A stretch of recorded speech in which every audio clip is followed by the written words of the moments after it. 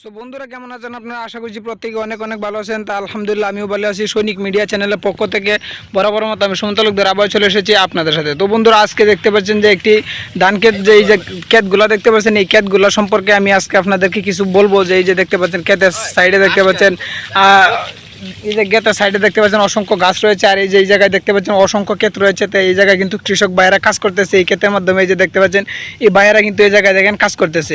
তো এই দেখতে পাচ্ছেন আমি কিন্তু এই ভাইদের কাছে চলে আসছি। এখন আমি ওই ভাইদের সাথে একটু কথা বলে দেখি ওই ভাইয়েরা কি করতেছে। ভাই আসসালামু আলাইকুম। ওয়ালাইকুম সালাম। ভাই একটু আপনাদের সাথে একটু কথা বলা যাবে?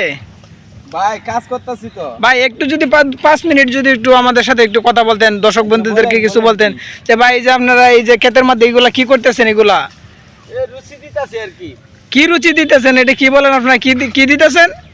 রুচি রুচি ওইটা কি রুচি? তো রুচি তো জানি বন্ধুরা, ওরা বলি ক্ষেতের মধ্যে বলি রুচি দিতেছে। তো রুচি তো যতটুকু আমরা জানি যে ডাক্তারি ফার্মেসিতে যদি যায় তাহলে রুচির ট্যাবলেট দেয়, তারা বলি ক্ষেতের ভিতরে রুচি দিতেছে। এটা কিন্তু ভাই এটা বুঝলাম না, এটা একটু ব্যাখ্যা করে বলেন। ভাই এই দেশের ভাষা এটা যে ক্ষেত বাসারে কই কি রুচি দেওয়া। ও ক্ষেত বাসার মানে এটা এটা অরিজিনালি ভাষা হচ্ছে যে ক্ষেত, মানে ক্ষেত বাঁচতেছেন আপনারা, কিন্তু এটা এই দেশে ভাষা হচ্ছে যে রুচি দিতেছেন। তো এটা কিন্তু একটা অবাক কাণ্ড, তারা বলি ক্ষেতের মাধ্যমে রুচি দিতেছে। আচ্ছা যাই হোক, এটা কিন্তু এই জায়গার ভাষা যে ক্ষেতের মাধ্যমে রুচি দিতেছে। তো ভাই এই যে দেখতে পাচ্ছেন, দেখেন অসংখ্য ভাই কিন্তু কাজ করতেছে মাঝখানে। ভাই এই যে ভাই আপনার সাথে একটু কথা বলতে পারি ভাই? কি ভাই বলেন। ভাই আপনার মাথার যে গামছাটা বাঁধছেন তো আমার কাছে সেই লাগতেছে ভাই। ভাই ভালো, আমি এভাবে বান্ধি ভাই। ভাই এই যে জমিগুলোর মধ্যে কাজ করতেছেন আপনারা, কতদিন ধরে এই জায়গায় কাজ করতেছেন? আমি তো আগের ভিডিওতে বললাম প্রায় 1 বছর উপরে বা আছি। আমি তো আছি, আর ওরা আজকে নতুন আসতেছে। ও এই যে তারা যে দুইজন যা কাজ করতেছে, ওরা কি আপনাদের দেশের বাড়ির লোক? দেশের লোক আমার। ও আপনাদের দেশের লোক ওই জায়গায়? আমার ভাই।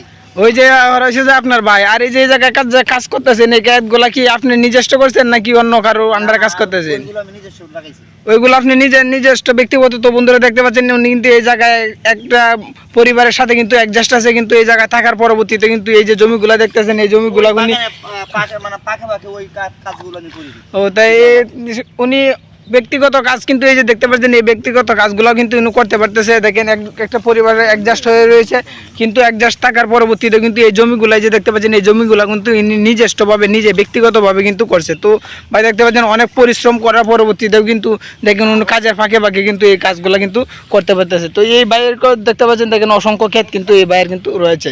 তো বন্ধুরা এই যে দেখতে পাচ্ছেন এই ক্ষেতগুলো যা করতেছে, তো ভাই এই ধান ফসল হইতে মানে কতদিন পর্যন্ত লাগে, সময় লাগে কতদিন? 2.5-3 মাস তো লাগে। 3 মাস পরবর্তীতে কি মানে ধানের সময় হয়ে যায়?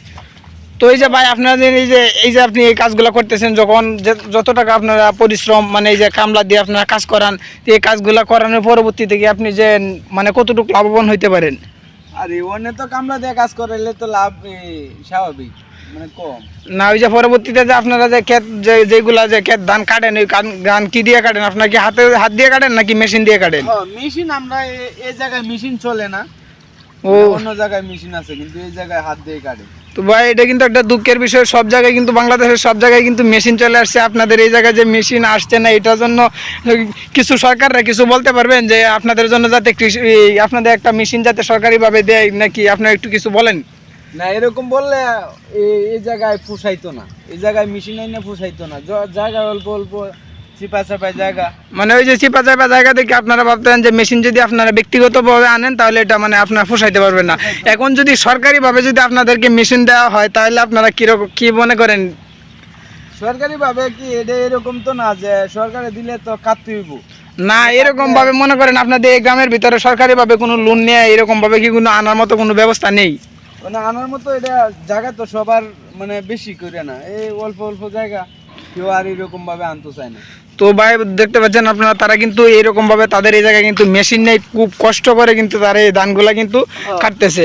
তো এইরকম ভাবে কিন্তু তারাও কিন্তু আসলে মূলত কথা হচ্ছে তারা অল্প অল্প জায়গা দেখে কিন্তু এই জায়গায় তারা ভাবতে পারতেছে না যে তারা নিজস্ব ব্যক্তিগতভাবে একটা মেশিন কিনতে পারতেছে না। তো তাদেরকে সরকারের কাছে অকুল আবেদন, এটা হচ্ছে যে আপনাদের মাওনা জেলা, এটা হচ্ছে যে আপনার মাওনা, বর্তমানে আছি মাওনা, শৈলাট, গাজীপুর এই জায়গায় কিন্তু আমরা আছি। তো এই জায়গায় তাদেরকে সাহায্য করার জন্য সরকারের পক্ষ থেকে আমরা অসংখ্য মানে আবেদন জানাইতেছি। তো আজকে এই পর্যন্ত, নেক্সট টাইম পরবর্তী কোনো ভিডিওতে আবার দেখা হবে। ততক্ষণ ভালো থাকেন, সুস্থ থাকেন, আল্লাহ হাফেজ।